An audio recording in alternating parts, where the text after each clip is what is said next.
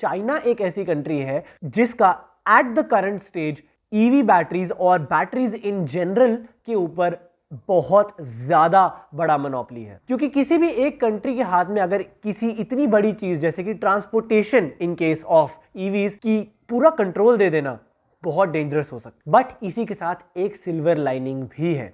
In the future ऐसा हो सकता है कि हमें सिर्फ और सिर्फ लिथियम आयन पे रिलाई ना करना पड़े अपनी ईवी कार्स को चलाने के लिए।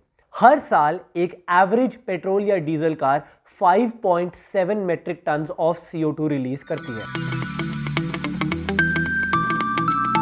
Electric cars are the future, ये चीज हम सबको बताई जाती है एंड यहां तक कि गवर्नमेंट्स इस चीज के ऊपर बहुत ज्यादा स्ट्रिक्ट एक्शंस ले रही है। फॉर एग्जाम्पल अगर हम इंडिया की बात करें, जहां मैं रहता हूं चंडीगढ़ के अंदर बताया जा रहा है कि with in the next 5 to 7 years इसको एक मॉडल ईवी सिटी बना दिया जाएगा। अगर हम इंटरनेशनली भी बात करें तो यूके के अंदर बताया जा रहा है कि 2030 के अंदर government will ban the sales of internal combustion engines, यानी कि पेट्रोल या डीजल कार्स 2030 के बाद वहां पर बिक ही नहीं सकती। अब ये सारी जो चीजें हैं वो क्यों करी जा रही है, वो हम सबको ये बताया जा रहा है कि एनवायरनमेंट के लिए electric cars are much better, जो कि अगर ऐसा है तो बहुत अच्छी बात है, क्योंकि हमारा जो एनवायरनमेंट है उसको बचाना हमारा काम है। एंड अगर ईवीज को अडॉप्ट करने से वो होता है, इट्स अमेजिंग।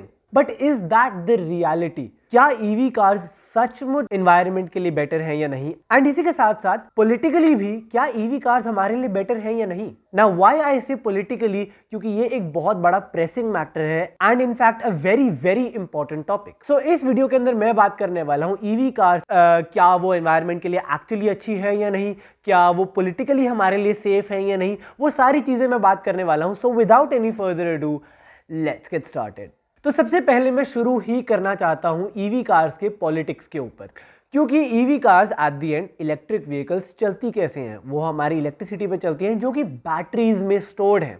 अब वो जो बैटरीज हैं वो अभी बना कौन रहा है, एंड उन बैटरीज को बनाने के लिए जो रॉ मटेरियल चाहिए उस चीज के ऊपर किसी कंट्री की मोनोपोली है या नहीं? एंड जहां तक मुझे लगता है बहुत लोगों को यह बात पता है कि चाइना एक ऐसी कंट्री है जिसका at the current stage EV batteries और बैटरीज इन जनरल के ऊपर बहुत ज्यादा बड़ा मोनोपोली है। एज फार एज की दुनिया की 80% ऑफ बैटरी रिलेटेड चीजें चाइना के थ्रू ही आती हैं, जो कि एटलीस्ट मेरे लिए बहुत ज्यादा कंसर्निंग है, क्योंकि किसी भी एक कंट्री के हाथ में अगर किसी इतनी बड़ी चीज जैसे कि transportation in case of EVs की पूरा कंट्रोल दे देना बहुत डेंजरस हो सकता है। Because you see the thing is, एक बैटरी बनाने के लिए जो हमें रॉ मटेरियल चाहिए होता है जैसे लिथियम या कोबाल्ट, उन सब रॉ मटेरियल्स की जो अवेलेबिलिटी है वो चाइना के अंडर आती है। अब हालांकि साउथ अफ्रीका, बोलीविया, ये कुछ ऐसी जगहें हैं जहां पर लिथियम जैसी चीजें ज्यादा मिलती हैं। तो चाइना का इसमें क्या रोल है? वेल, वो ये है कि चाहे रॉ मटेरियल का जो सोर्स है वो बोलीविया में हो, बट उन माइंस के अंदर जो कंपनीज एक्चुअली काम कर रही हैं, जो उनको एक्सट्रैक्ट कर रही हैं उन मेटल्स को एक्सट्रैक्ट करने के बाद उनकी जो मैन्युफैक्चरिंग कर रही है इनटू दीज बैटरीज, वो at the end Chinese companies ही हैं।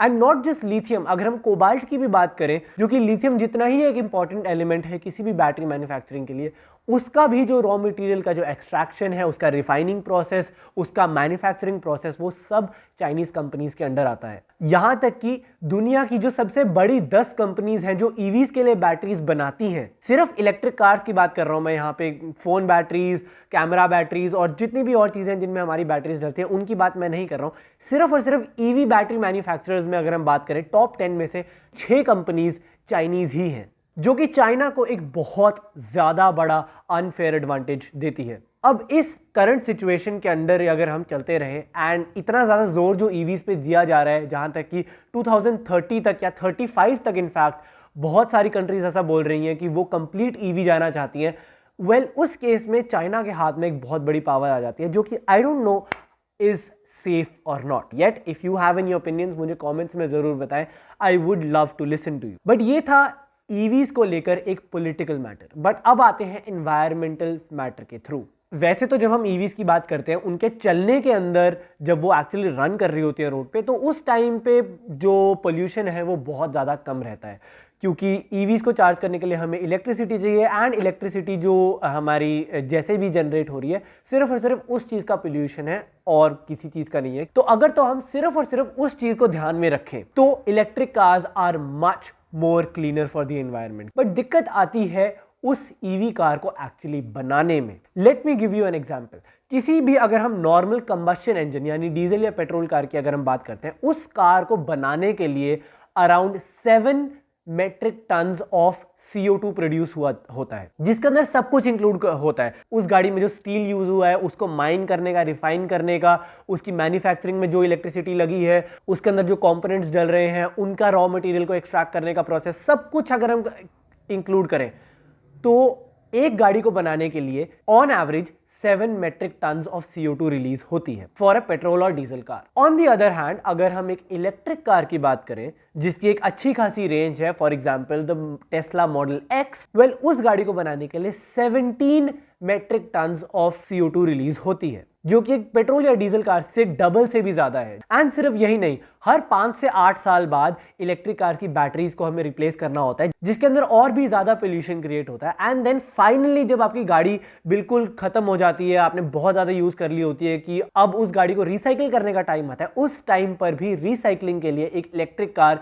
बहुत ज्यादा पोल्यूशन क्रिएट करती है कंपेयर्ड टू अ पेट्रोल और अ डीजल कार। तो ये सब चीजें सोचकर हमें ऐसा लगता है कि क्या इलेक्ट्रिक कार्स एक्चुअली में इतनी ज्यादा एनवायरमेंटल फ्रेंडली है भी या नहीं। वेल उसका एक सिंपल आंसर ये है कि yes they are actually more environmental friendly. अब उसका रीजन क्या है वो मैं आपको समझाता हूं।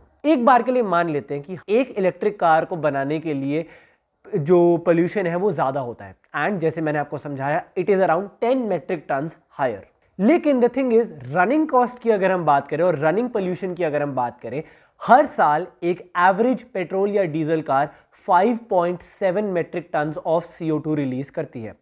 Where as on the other hand अगर हम एक इलेक्ट्रिक कार की बात करें, ऑन एवरेज वो गाड़ी सिर्फ 2 metric tons of CO2 release करती है, जिसका मतलब यह बनता है कि इन द लॉन्ग रन सिर्फ और सिर्फ 3.5 साल बाद एक इलेक्ट्रिक कार एक पेट्रोल कार से ज्यादा एनवायरमेंटल फ्रेंडली होना शुरू कर देगी। तो इसीलिए किसी भी इलेक्ट्रिक कार के लिए इन द लॉन्ग रन वो हमारे एनवायरमेंट के लिए बेटर ही है। इसीलिए अब हमें समझ आ सकता है कि क्यों गवर्नमेंट एक इलेक्ट्रिक कार के ऊपर इतना ज़्यादा जोर दे रही है कि हमें इलेक्ट्रिक कार्स बनानी चाहिए, और टू अ सर्टेन पॉइंट की 2030-2035 तक हमें कंप्लीट ईवी जाना है। वो मैं गवर्नमेंट की तरफ से समझ सकता हूं कि वो एनवायरमेंटल पॉइंट ऑफ व्यू से वो क्यों ठीक। लेकिन उससे एक और दिक्कत आती है, वो ये है कि क्या हम अपनी रिक्वायरमेंट जो है उसको पूरा कर सकते हैं या नहीं।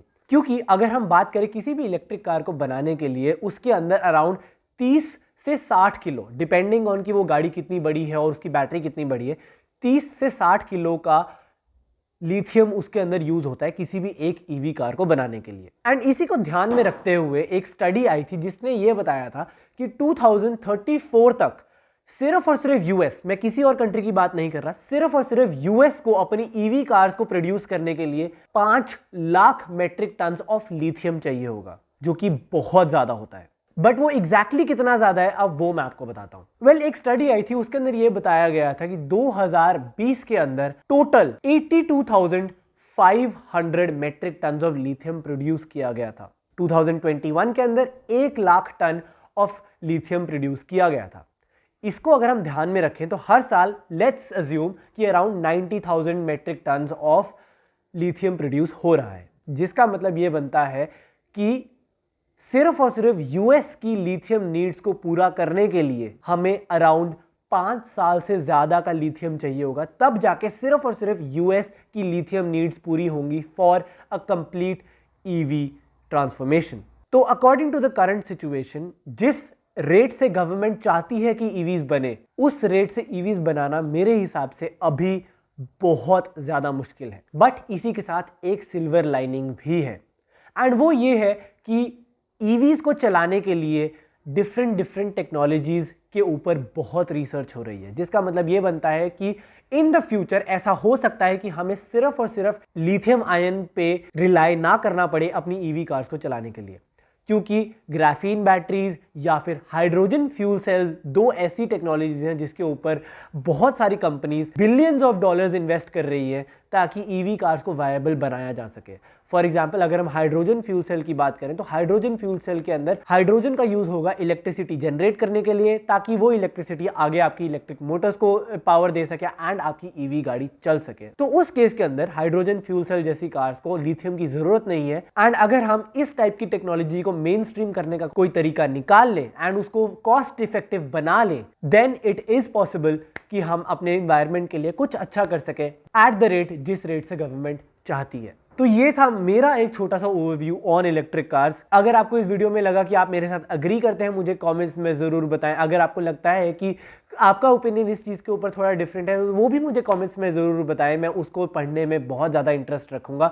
Share this video as much as you can और इस चैनल को सब्सक्राइब करना बिल्कुल ना भूलें, क्योंकि उससे मुझे बहुत मोटिवेशन मिलती है आपके लिए नया नया कंटेंट निकालने की। Thank you so much for watching this video and मैं आपसे मिलूंगा अगली वीडियो में।